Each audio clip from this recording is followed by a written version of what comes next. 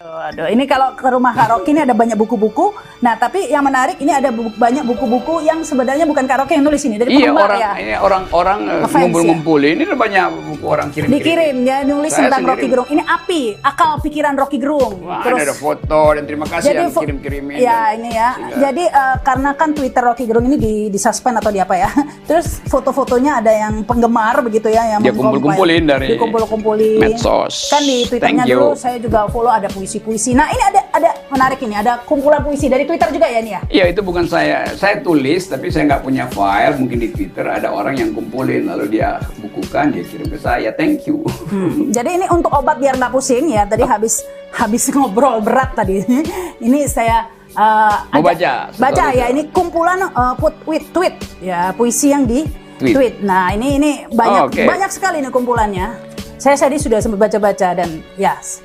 Saya mendengar tuh Kak Rahma. Nah, ini kita bacakan dulu ya. Ini tadi saya pilih ini ya. Ini ditulis tahun 2011. Kita baca dulu ya. 10 tahun lalu. Iya, 10 tahun yang lalu nih dikirim ya. Bukit di depan itu telah berabad diusik gemercik sungai ini. Tapi ia tak ingin runtuh membendungnya. Awan baru saja menyembunyikan sang bulan. Tetapi ia tetap purnama. Karena mereka tak bermusuhan. Ranting kering tak sengaja terinjak, tapi mungkin ia memang menanti patah. Oh, keren.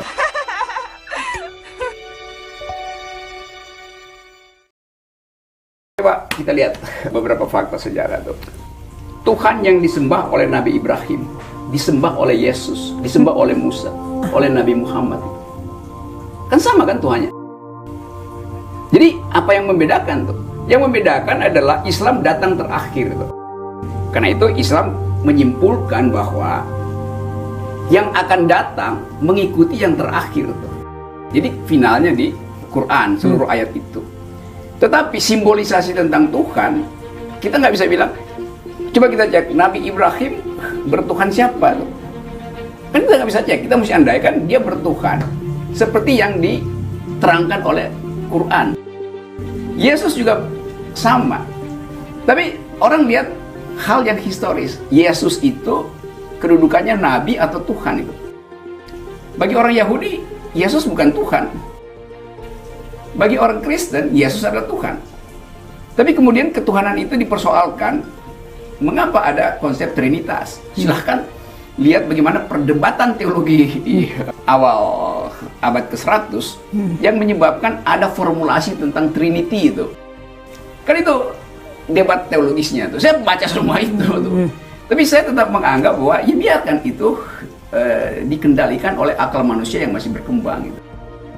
Nah, sentimen politik masuk di situ, itu yang saya mau cegah gitu. Kalau saya rumuskan secara filosofi begini. Agama menganggap hanya ada satu ada. Ada yang lain harus dinyatakan tiada. Jadi monoteisme bilang begitu, hanya ada satu ada. Oke, nggak apa-apa, nggak ada soal itu. Tapi bayangin kalau kalimatnya bunyinya begini, hanya boleh ada satu ada, maka ada yang lain harus dilarang ada. Itu menimbulkan problem politik. Kalau kita bisa hanya ada satu ada, oke. Ketauhidan itu muncul dari prinsip itu. Tapi begitu bilang hanya boleh ada satu ada, itu masuk di dalam problem politik. Kenapa yang ada yang lain nggak boleh? Kalau orang ateis, dia bahkan, jadi kalau dibilang begini, orang ateis musuhi Tuhan itu. Ya bagaimana mungkin orang yang nggak punya konsep tentang Tuhan musuhi Tuhan? Kan ngaco kan? Jadi ateis itu dia nggak punya konsep tentang Tuhan. Dia nggak bilang jelek, dia nggak bilang buruk tuh. Ya dia bilang tidak ada itu. Tapi kalau disebut tidak ada, bukan dia gini. Kalau dia tidak ada, itu bisa jatuh pada yang disebut nihilisme. Jadi dia menganggap di dalam ketiadaan itu membuat semua orang merasa nggak perlu bertengkar.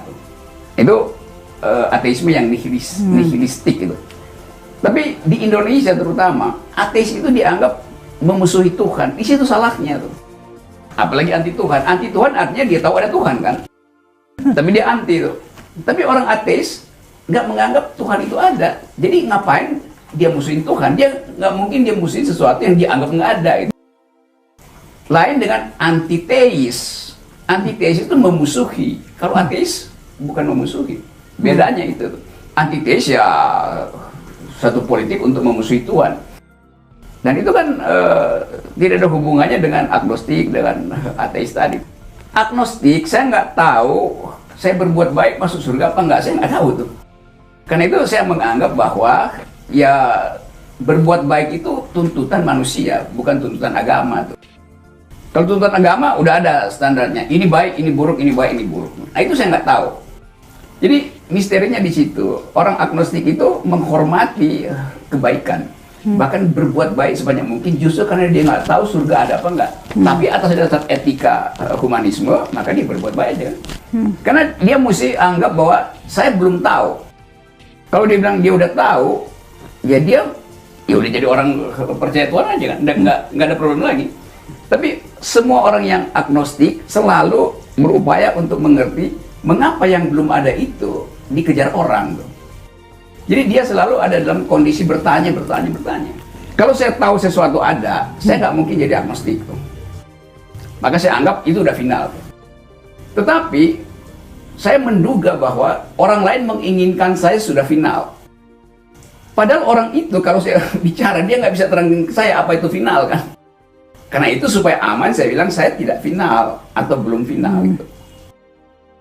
Misalnya begini, ini konsep saya coba bikin lebih teknis ya.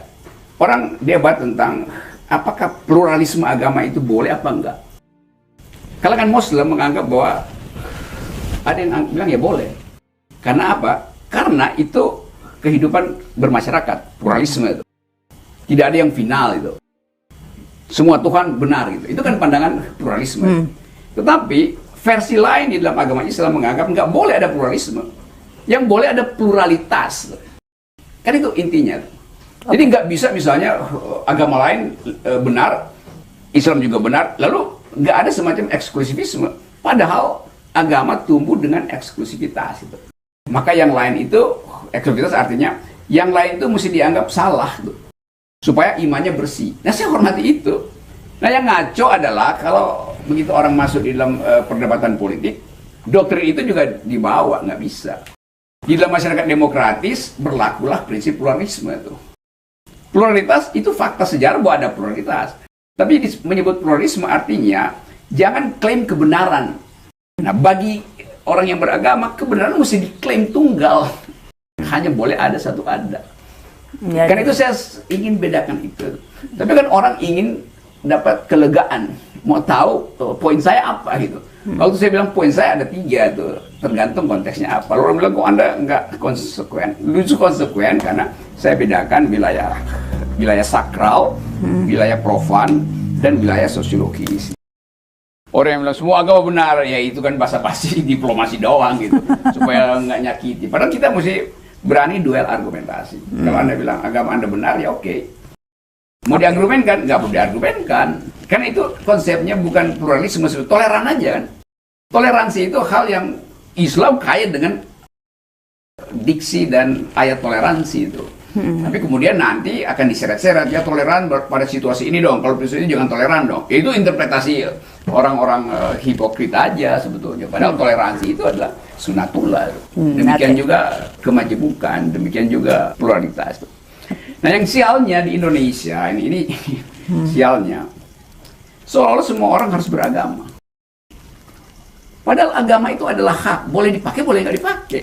Kan konstitusi kita nggak bilang Anda wajib beragama. Enggak, Anda berhak beragama dan pemerintah negara melindungi hak itu. Hak apa? Hak masuk surga? Bukan. Hak untuk menjalankan ibadah. Tidak diganggu. Tapi kalau lingkungan agama kan, ya keluarga wajibkan itu. Tapi negara nggak wajibkan. Nah, orang suka nggak paham apa itu hak. Ada yang bawa panadol nggak? Saya mulai pusing ini.